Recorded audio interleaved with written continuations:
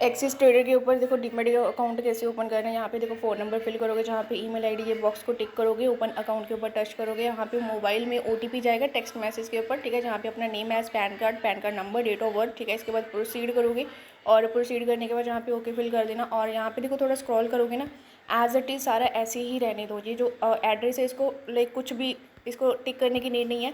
नीचे आओगे तो डिस्क्लेमर को टिक करने के बाद कन्फर्मेंट प्रोसीड कर देना, ओके। एंड यहाँ पे अपनी पहले पर्सनल डिटेल है, यहाँ पे एक एरो होगा उसको टच करोगे, यहाँ पे देखो अपना जो भी है ये चीज़ें फिल कर देना। और एक मिडिल नेम करके आता है, उसमें कुछ भी डालने की नीड नहीं है। जहाँ पे हायर एजुकेशन क्या है आपकी, यहाँ पे ईमेल के ऊपर ओटीपी जाएगा, जहाँ पे किसी एक का लाइक ईमेल किसको बिलोंग करती है वो आएगा, बस खुद को सेलेक्ट कर देना, ठीक है। एंड इसके बाद देखो यहाँ पे नीचे ही एक फाइनेंशियल डिटेल करके यहाँ पे एक एरो है, उसके ऊपर टच करोगे तो फाइनेंशियल डिटेल्स फिल करनी है। और नेटवर्थ करने की नीड नहीं है, ऑप्शनल कर दो। ट्रेडिंग एक्सपीरियंस नो, ठीक है।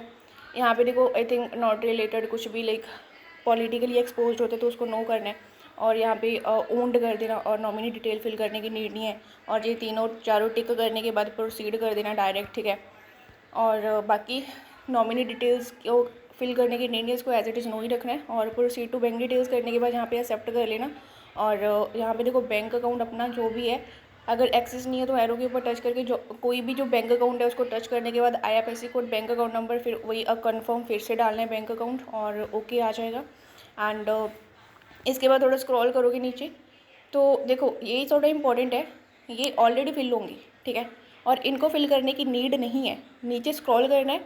स्क्रॉल करने के बाद यहाँ पे देखो प्रोसीड टू डॉक्यूमेंट अपलोड के ऊपर डायरेक्ट टच करना है, ठीक है।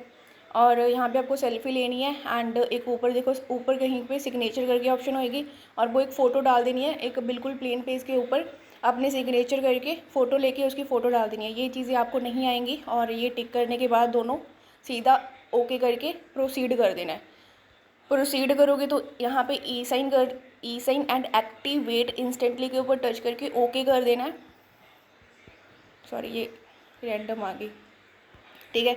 और आफ्टर दैट यहाँ पे देखो अब बॉक्स के ऊपर टिक करके आधार कार्ड नंबर फिल करके सेंड ओटीपी, और आधार कार्ड फिल करने के बाद ये आ जाएगा आपको कांग्रेचुलेशंस, बस इतना सही है।